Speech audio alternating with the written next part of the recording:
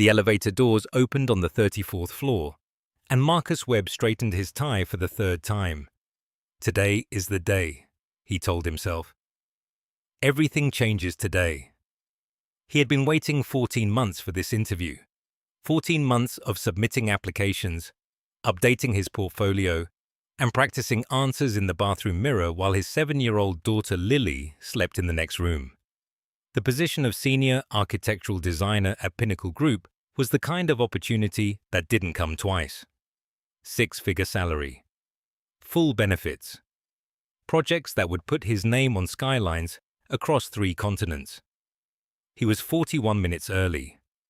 The receptionist, a young woman with sharp eyes and a headset, looked up from her desk with a practiced smile. Name? Marcus Webb. I have a 10 o'clock with Mr. Hargrove. She typed something, nodded. Please take a seat. Can I get you water? Coffee? Water would be great. Thank you. Marcus sat in one of the sleek chairs lining the waiting area and exhaled slowly. The office was exactly what he'd imagined. Floor-to-ceiling windows overlooking downtown, clean geometric lines in the furniture, the kind of quiet that cost money to maintain. He had studied this building before applying, had pulled up the original blueprints from the City Planning Archive just to understand how the firm thought about space. The lobby alone told him they thought about it the way he did. Every angle intentional, every surface earning its place. He pulled out his portfolio one more time and thumbed through the pages he already knew by heart.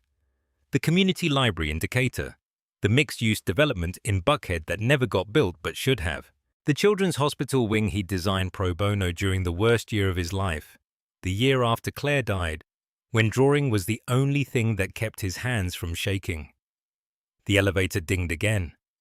A woman stepped out, mid-30s, dark coat, carrying a cardboard box that was clearly too heavy for her. She was moving fast, head down, and Marcus noticed immediately that she was struggling. The box was tilting, her laptop bag was slipping off her shoulder. A folder tucked under her arm was opening like a flower losing its petals. Nobody moved. The receptionist was on a call. The 2 other people in the waiting area, both in suits, both presumably here for the same interview, glanced up and looked back at their phones. Marcus stood. Here. Let me... He reached her just as the folder gave up entirely and erupted. Papers scattered across the marble floor like a flock of startled birds. Marcus caught the box before it could follow. Oh God, the woman breathed. She looked mortified. I'm so sorry, I've got it. You clearly don't, Marcus said, not unkindly. Where are you headed? She blinked at him. Up close, he noticed she had dark circles under her eyes, and the particular look of someone who hadn't slept in 2 days. Not from laziness, but from something heavier. Grief, maybe. Or the kind of stress that sits in your chest like a stone. The service elevator. I'm just clearing out my desk. She said it quietly, like it embarrassed her. Marcus understood. He had cleared out a desk once himself. He remembered the walk, how long it felt, how every pair of eyes in the room became a weight you carried alongside whatever was in the box. Okay, he said simply. Lead the way. She opened her mouth to protest and he shook his head once. It's a heavy box, he said, and I've got time. He glanced at his watch as they turned down the corridor. 8 minutes until his interview. The service elevator was at the opposite end of the building, past a maze of glass-walled offices and a long hallway he hadn't mapped in his preparation. 8 minutes, maybe enough, maybe not. Behind him, the 2 men in suits watched him go and said nothing. The service elevator smelled like cleaning solution and old carpet. Diana Hargrove pressed the button for the parking garage and watched the doors close on the empty hallway, on the last 4 years of her life at Pinnacle Group, on the man whose name she hadn't even asked.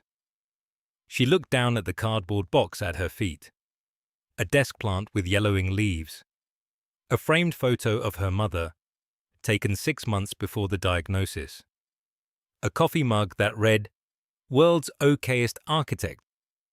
A gift from the junior designers on her team, back when she still had a team. 3 notebooks filled with sketches that nobody would ever build. The elevator shuddered between floors the way it always did between 12 and 11. She used to joke about it with Kevin from facilities. Kevin had been laid off in January. Diana leaned against the wall and pressed her palms flat against the cold metal. She would not cry in this elevator. She had made it through the conversation with HR without crying. She had made it through packing her desk while her former colleagues pretended to be very busy with their screens. She had made it to the 34th floor before her arms gave out and her folder betrayed her, and a stranger in a grey suit caught her entire professional life before it hit the marble. She would not cry now. The doors opened on the garage level. Fluorescent lights hummed their indifferent hymn. Her car was in the far corner, Space 4C, where she had parked every morning for 1,500 days, give or take holidays and the 3 weeks she took when her mother couldn't remember her name anymore. Diana picked up the box. It was heavier than it should have been for so little. She walked. Her phone buzzed in her coat pocket. She ignored it. It buzzed again. She set the box on the trunk of her car and looked. 2 messages from her father. The first, dinner tonight, 7 p.m. Lucia's making that risotto you like. The second, sent 40 seconds later. Don't be stubborn. Just come. She stared at the screen until it dimmed. Richard Hargrove, founder and CEO of Pinnacle Group, had not spoken to his daughter about her termination. He had not spoken to her about anything of substance in roughly 2 years, unless you counted his opinions on her apartment, her eating habits, and the one relationship she'd had since her mother's death, which he had dismantled with the same efficient brutality he applied to underperforming divisions. Diana had been let go by the VP of operations, a man named Sutter who couldn't meet her eyes. The official reason was restructuring. The unofficial reason, the one everyone knew and no one would say aloud, was that Richard Hargrove did not want his daughter working at his company, and his daughter had refused to leave on her own. So he had made it happen the way he made everything happen. From a distance, through other people, cleanly. She opened the trunk and placed the box inside, next to a bag of groceries she had forgotten about yesterday. The lettuce would be wilted by now. She closed the trunk and stood there in the garage, with her hand on the car and the fluorescent lights buzzing and the concrete walls pressing in, and she thought about the man upstairs. He had been early for something. She had seen it in the way he checked his watch, the careful knot of his tie, the portfolio he'd been holding when he stood up. He had been waiting for something important, and he had set it aside to help a stranger carry a box to an elevator. She hadn't even told him her last name. Diana got in her car. She sat with her hands on the wheel for a long time before she turned the key. The phone buzzed again. She put the car in reverse, pulled out of Space 4C for the last time, and drove toward the exit ramp without answering. The apartment smelled like burnt toast and maple syrup, which meant Lily had tried to make breakfast again. Marcus dropped his keys on the counter and found the evidence, a plate with 2 blackened rectangles sitting next to a puddle of syrup, a butter knife sticky with effort, and his daughter cross-legged on the kitchen floor reading a library book about volcanoes like nothing had happened. "Dad?" She didn't look up. "Did you know that Krakatoa was so loud that people heard it 3,000 miles away?" "I did not know that." "It says it ruptured the eardrums of sailors." "Ruptured. That's a real word." "It is." He picked up the plate, scraped the toast into the trash, and ran water in the sink. His hands were doing the work, but the rest of him was somewhere else entirely, still standing in that lobby, still watching the receptionist's mouth form the words that unmade 14 months of hoping. "How was your thing?" Lily asked. She had turned a page, but he could tell she wasn't reading anymore. She had her mother's instinct for sensing when a room had shifted, when the air got heavier than it should be. "It was fine, Bug." "Did they like your buildings?" He shut off the water, dried his hands on the towel that hung from the oven handle, the one with the faded cartoon lobster that said "feeling snappy." Claire had bought it at a boardwalk shop the summer before she got sick. He should have thrown it out years ago. He couldn't. They didn't get to see them. Lily looked up now, brown eyes, serious, 7 years old and already fluent in the language of disappointment, which was a thing no child should have to learn that young, but which life had taught her anyway. "How come?" "I was late." "You're never late." "I was today." She considered this, closed the volcano book with her finger holding her place. "Are you sad?" Marcus sat down on the floor across from her. The linoleum was cold through his slacks. He could see a dust bunny under the refrigerator and a single Cheerio that had probably been there since the Clinton administration. "Yeah," he said. "A little." "Krakatoa sad or stub toe sad?" He almost laughed. "Somewhere in between." She nodded, satisfied with the data, and opened her book again. After a moment she said, without looking up, "You can have my toast if you want. I made extra." "I saw. Thank you." He sat there on the kitchen floor for a while. The refrigerator hummed. Outside, a siren passed and faded. Lily turned pages. The apartment was 600 square feet of everything he had. A bedroom they shared with a curtain divider he'd rigged from a tension rod and a bedsheet. A bathroom where the hot water worked only before 7 in the morning. A kitchen where the oven ran 20 degrees cold, and the window looked out onto a brick wall exactly 4 feet away. He had measured it once. Architect's habit. His phone buzzed in his pocket. He pulled it out, an email from a recruiter he'd contacted months ago, one of the dozens of lines he'd cast into the water. The subject line read, RE,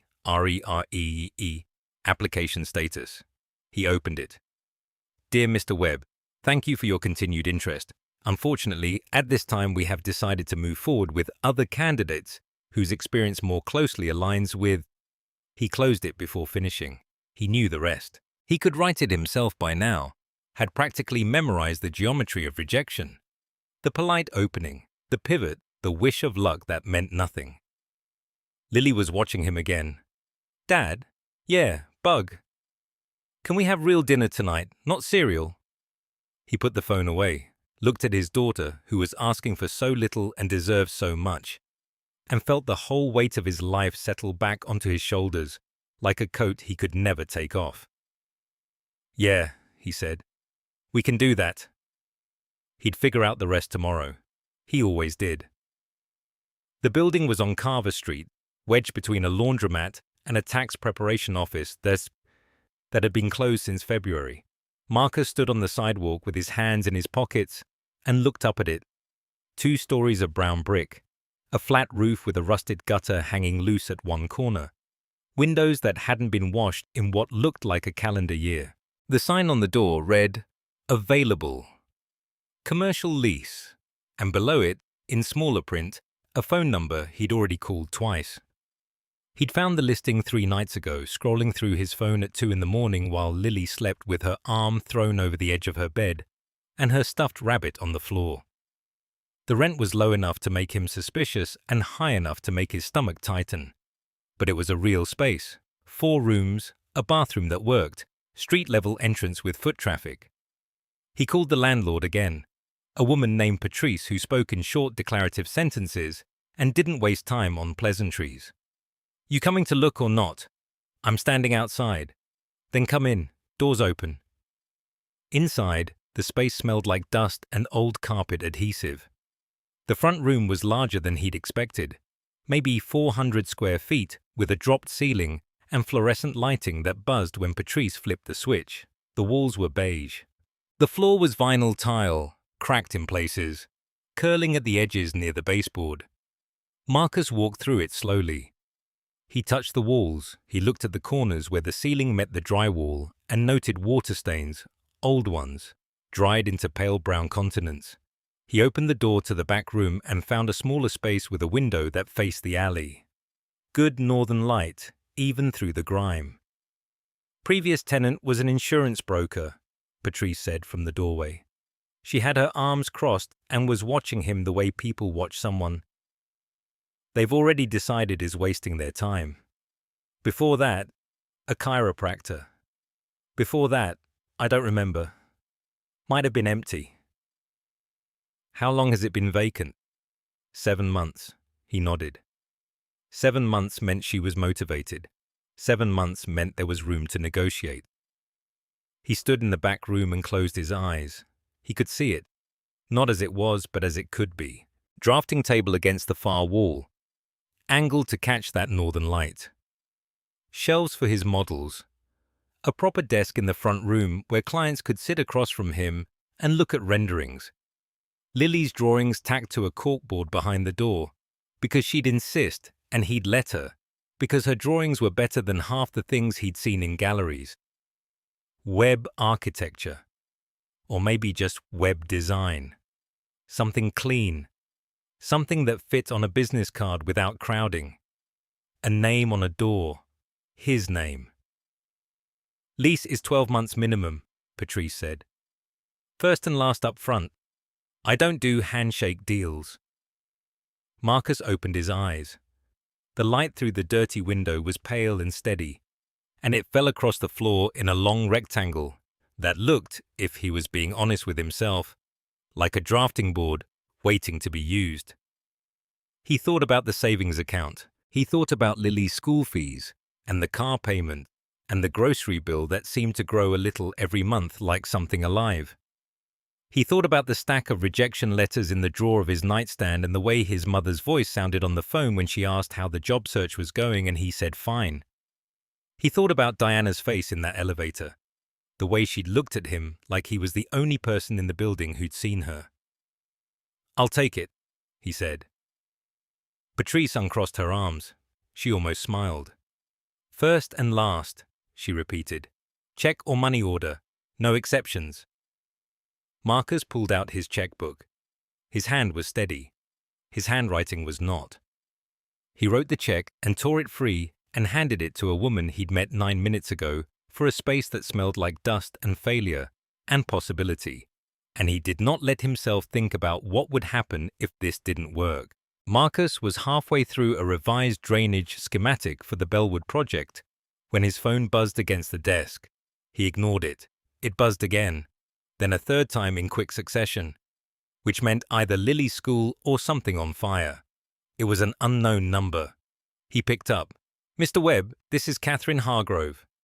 The name landed in his chest before his brain caught up. He set down his pencil.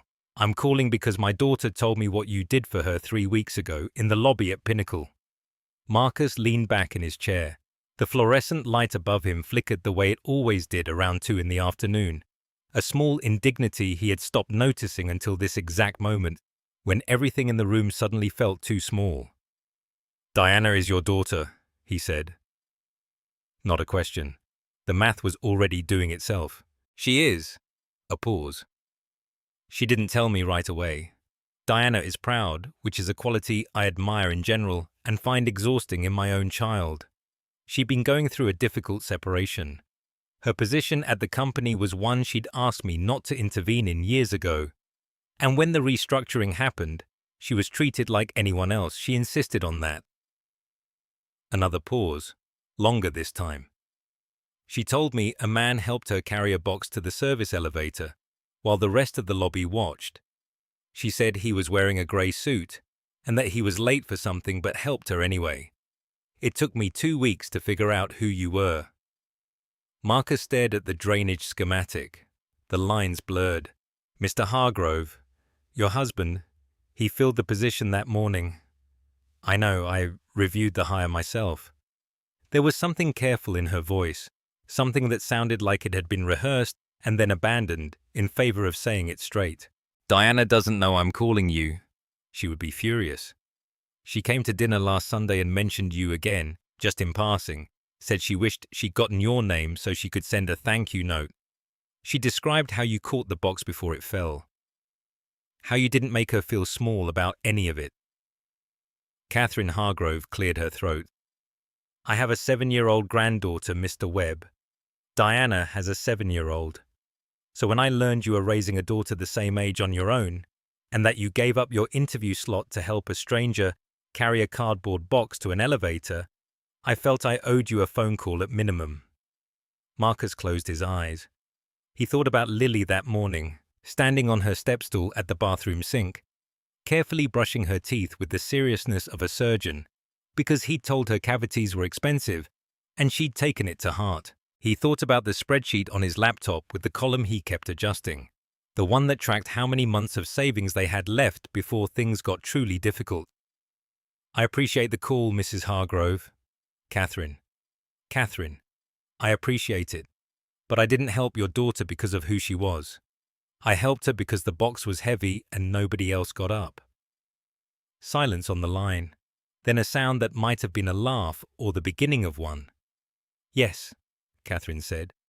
That's rather the point. She told him she wanted to meet, not at Pinnacle, not in any official capacity, a coffee shop on Ridgeland, Thursday at 3 if he could manage it. She said she had something she wanted to discuss, and that he was free to say no and never hear from her again. Marcus looked at the drainage schematic. He looked at the flickering light. He thought about Lily and cavities and the column on the spreadsheet that kept getting shorter no matter how many times he adjusted it. Thursday at 3, he said. I'll be there. He hung up and sat very still for a long time, listening to the fluorescent tube above him struggle to decide whether it wanted to stay on. The call came at 6:47 on a Tuesday morning, while Marcus was scraping burnt edges off a piece of toast and Lily was trying to teach herself to whistle at the kitchen table. His phone buzzed against the counter. Unknown number. He almost let it go to voicemail. Telemarketers, usually, or the automated pharmacy reminders he kept meaning to turn off. But something made him pick it up. Mr. Webb, this is Catherine Hargrove's office. Please hold for Miss Hargrove. Marcus set the butter knife down. The toast sat there, half scraped, forgotten. A pause. Then her voice, clear and unhurried, as though she called strangers before 7 in the morning as a matter of routine. Mr. Webb, I understand you came in for an interview at Pinnacle Group some weeks ago and were unable to complete the process. That's correct. I've reviewed your portfolio. I'd like to meet with you. Today, if you're available. Marcus looked at Lily, who had her cheeks puffed out like a chipmunk, still working on the whistle. He looked at the toast. He looked at the clock on the microwave, which was 3 minutes fast and had been for 2 years because he'd never bothered to fix it. I'm available, he said.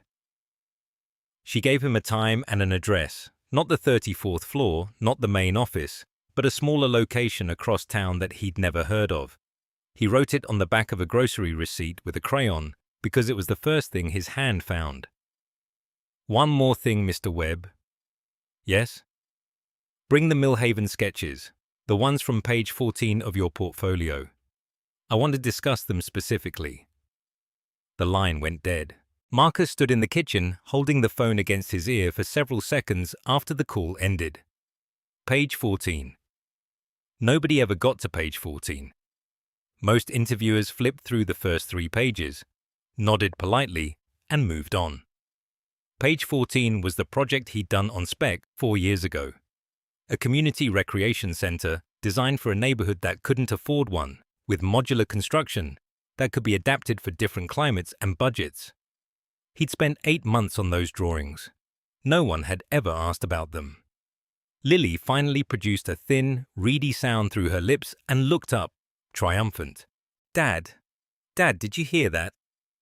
I heard it, Marcus said. That was a great whistle. Who was on the phone? Someone who wants to look at my drawings. Lily considered this with the seriousness she gave to all information. The good drawings or the boring ones? The good ones, actually. Then you should wear the blue tie. The blue tie is lucky. He dropped Lily at school 20 minutes early, which she did not appreciate, and drove across town to an address that turned out to be a converted warehouse near the waterfront. The sign on the door read, Pinnacle. Group. Development Division in small, modest letters. Nothing like the gleaming lobby he remembered. Inside, the space was open and raw. Exposed brick, drafting tables, architectural models on every surface. It smelled like sawdust and coffee. People were working, actually working, not performing the choreography of productivity he'd seen on the 34th floor. A woman in a flannel shirt was building something out of balsa wood. Two men argued over a blueprint pinned to the wall with pushpins. This was where things got made. Catherine Hargrove was waiting at a table in the back, reading glasses on, his portfolio open in front of her. She looked up when he approached, and he saw Diana in her face immediately. The same jaw, the same directness in the eyes. "Sit down, Mr. Webb." He sat. She turned the portfolio to page 14 and placed her finger on the Millhaven sketches. "Tell me why you designed a building no one asked you to design, for people who couldn't pay you, in a neighborhood most architects wouldn't drive through." Marcus looked at the drawings. He thought about burnt toast and crayons, and a 7-year-old girl learning to whistle. "Because someone should have," he said. Catherine Hargrove took off her glasses. "That's the only answer I was interested in hearing." The drafting table arrived on a Tuesday, and Lily helped him carry it up the stairs. She was 7, and the table weighed more than she did, but she insisted on gripping the bottom edge with both hands, while Marcus took the real weight from above, walking backward up the narrow staircase of their apartment. She grunted with every step. He let her believe she was making a difference. "Right there," he said, nodding toward the window. "Against the wall." They set it down together. Lily wiped her hands on her jeans like she'd just finished a shift at the docks. "Now what?" she asked. "Now I work." Eleanor Hargrove had given him a brief that was deliberately open-ended. A community arts centre for the 9th Ward, a neighbourhood that had been waiting 15 years for someone to remember it existed. The budget was modest, the timeline was tight, and the only instruction Eleanor had written at the top of the project sheet, in her own hand, was make it belong to them. Marcus pinned the site survey to the corkboard above the table and stared at it for a long time.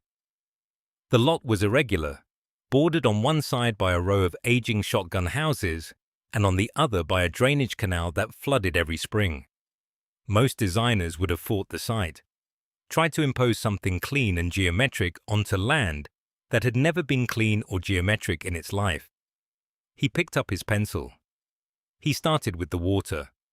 The canal wasn't a problem to be solved. It was a feature. He sketched a series of low terraces, stepping down toward the waterline, permeable surfaces that could absorb the seasonal flooding and dry into gathering spaces the rest of the year. The building itself he pulled back from the street, creating a courtyard that opened toward the shotgun houses rather than turning its back on them. The roofline he kept low, pitched to echo the angles of the surrounding neighborhood, so the center would look like it had grown there rather than landed from somewhere else. He worked through the night. Lily fell asleep on the couch behind him, with a book open on her chest, and he draped a blanket over her without breaking his train of thought. The pencil moved and the lines accumulated, and somewhere around 3 in the morning he felt the thing that had been missing for 14 months settle back into his body like a bone finding its socket. He was drawing again, not for a portfolio, not for an interview, for a place that needed to exist. By dawn, he had a concept. By the end of the week, he had preliminary. Elevations and a rough model built from cardboard and balsa wood that Lily helped him cut with safety scissors, her tongue poking out in concentration. He brought everything to Eleanor's office on Friday. She studied the drawings without speaking for nearly 4 minutes, which was long enough for Marcus to cycle through every possible interpretation of silence. Then she set down the elevation of the south facade and looked at him over the top of her reading glasses. "The terraces," she said. "You're letting the water in." "Yes. Every other firm we've consulted wanted to build a wall. Walls don't work there. The water comes anyway. You design with it, or you spend every spring sandbagging." Eleanor nodded slowly. She picked up the model and turned it in her hands, examining the courtyard, the low roofline, the way the entrance oriented toward the existing homes. "This doesn't look like a pinnacle project," she said. Marcus felt his stomach tighten. It looks like a neighborhood that finally got what it deserved. She set the model down carefully. I'm approving the next phase. Full development. You'll have a team of 3 starting Monday. Marcus exhaled. He drove home with the windows down and called Lily from the parking lot because she'd made him promise to tell her first. She answered on the second ring, breathless. Did she like it? She liked it. Lily screamed so loud he had to hold the phone away from his ear, and he sat there in his car laughing, and the evening light came through the windshield warm and golden and full of things he had almost stopped believing in.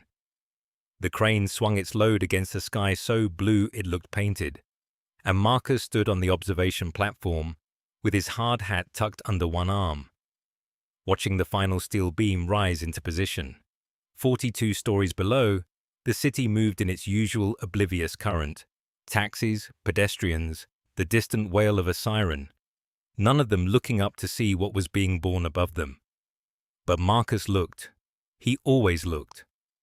The Meridian Tower had taken 19 months from groundbreaking to this moment, and every one of those months lived somewhere in his body, in the persistent ache in his lower back from bending over drafting tables at hours when reasonable people slept, in the calluses on his right hand from gripping pencils so hard they sometimes snapped, in the grey that had quietly colonized his temples, which Lily liked to point out with the cheerful brutality only a 9-year-old could manage. 9 now. She'd had a birthday since all of this started. He'd missed the party because of a materials crisis with the curtain wall supplier, and she'd forgiven him before he'd even finished apologizing, which somehow made it worse. The beam locked into place with a sound he felt more than heard, a deep, resonant clang that traveled through the platform and into the soles of his boots. Around him, the ironworkers erupted. Someone produced an American flag. Someone else was already on the phone. The topping out ceremony would be formal, scheduled for next week with photographers and a champagne toast, and Richard Hargrove shaking hands with city officials. But this was the real moment. This was the building deciding to exist. Marcus pulled out his phone and took a photograph. Not of the beam or the flag or the workers. Of the shadow the tower cast across 6 city blocks, long and clean in the morning light, reaching all the way to the river. He sent it to Lily with no caption. She'd understand. His phone buzzed 30 seconds later, a single emoji, the one with stars for eyes, followed by a voice message he'd listened to later when he was alone, because her voice messages always made his throat tight and he wasn't about to cry in front of ironworkers. Diana found him 20 minutes later, still on the platform, still watching. She was wearing a hard hat that sat slightly crooked on her head and carrying 2 paper cups of coffee from the cart on the street below. She handed him one, without asking if he wanted it. They stood together in the wind and said nothing for a while. That was something he'd come to appreciate about her over the past year and a half. She understood that some silences were not empty but full, and she never tried to fill them with noise. Finally, she said, "My father called this morning." "And?" "He said it's the best thing Pinnacle has built in 20 years. She paused. "He also said to tell you that you were worth waiting for." His words. Marcus sipped his coffee. It was too hot and slightly bitter and exactly right. He thought about the morning everything had started.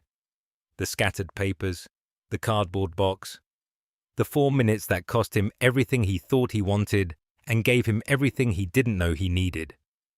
He thought about the months of freelance work and empty savings accounts and Lily eating cereal for dinner because the grocery run kept getting pushed. He thought about the door with his name on it and the daughter he'd taught to help people not when it was convenient, but when it mattered, and how she had taken that lesson and made it the architecture of her own small, fierce life.